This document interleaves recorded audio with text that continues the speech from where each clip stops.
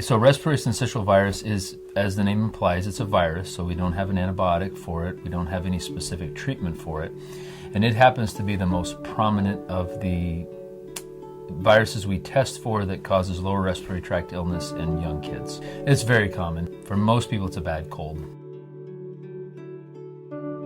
For the first 2 to 3 days, it looks like any other cold. A lot of nasal secretions, itchy, red, watery eyes, light cough.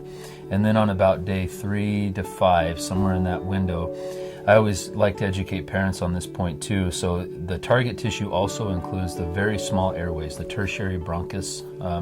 So when we take a deep breath, air goes down the trachea to the mainstem bronchus, and then we have a couple of other smaller airways that lead all the way down to the alveoli, where the gas exchange actually happens. Well, there's a significant amount of inflammation that happens in that first couple of days.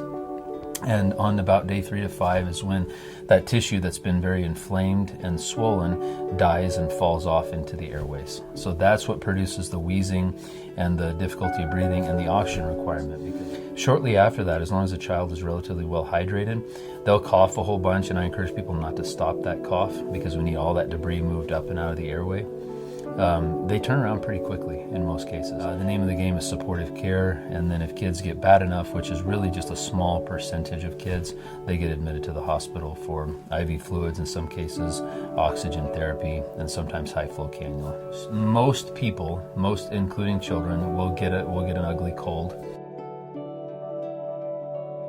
It's like any other virus, often spread in school or communal settings. Okay, so schools, daycares tend to pass it around. Okay, I would assume at any given point, especially this time of year, that at least one kid in your kid's class probably has it. I like to call them grocery store viruses. So even if a baby hasn't been around anybody else, they go walk down an aisle at a grocery store where the stocker overnight was putting stuff on the shelf and coughed. Well, there's this nice big cloud of respiratory droplets that stay suspended for up to 24 hours.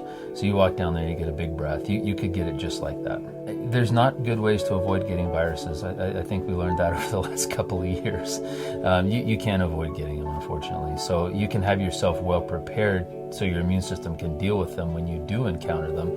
And those are basic things. Making sure you're getting adequate night's sleep, I would put near the top of the list. Making sure you're eating a good, varied diet. Plus or minus vitamin supplements, and then honestly getting regular exercise, which is not a problem for most of our 2-year-olds. They can't sit still. So how you care for RSV infections is similar to any other cold. My favorite mainstays are Vicks Vapor Rub, running a cool mist humidifier in the patient's room, a little hot tea, of course, with honey would be my favorite for kids over the age of 1 year. That's the best cough suppressant by far, held up in multiple studies, and there's very little to no side effects. If they do get RSV, like I said, most kids are going to be pretty mild illness. If the parents are worried about breathing, if they're worried about prolonged fevers lasting longer than 5 days, if they're worried about dehydration, these would be reasons to come see your pediatrician. I think we've sort of become accustomed to needing a test to give us answers. Pre-pandemic, we strongly discouraged testing, and I would say that sentiment is still true. There's about 9 different viruses that cause bronchiolitis. RSV is one of them. It happens to be one we've had a test for a long time, so people are accustomed to looking for that. But it doesn't change anything. We don't have any specific treatment for RSV. We don't have any specific treatment for bronchiolitis.